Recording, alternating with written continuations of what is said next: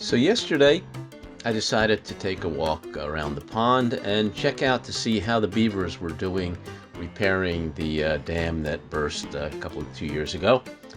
And decided to take some pictures along the way. And the arrows will show you where the pictures were taken.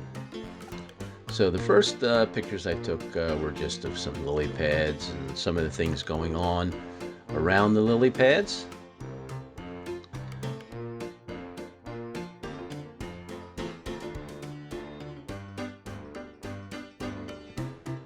And then I moved to the head of the trail where there's a large rock.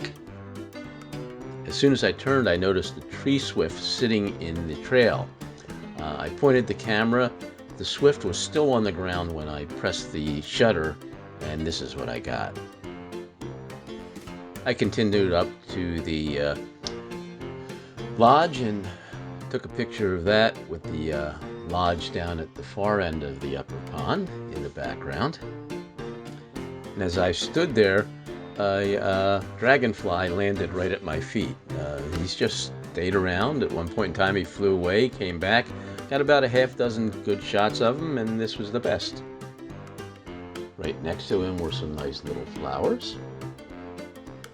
I decided to head up to where the trail splits and go into the wooded area there and get some shots of the lodge from that angle.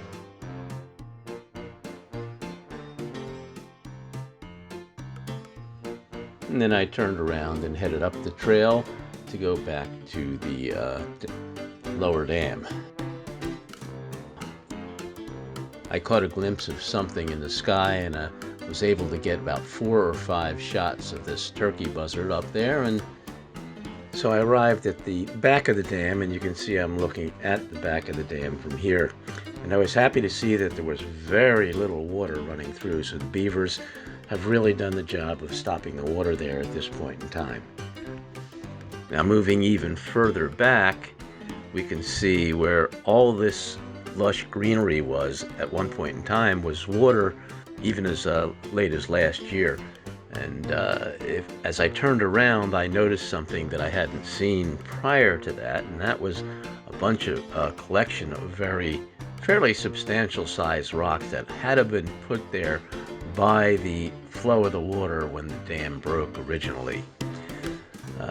So I was pretty happy to see the beavers had done their job, and I headed back to the house. And as I turned the corner to get back onto Loxley, I was greeted by Brody.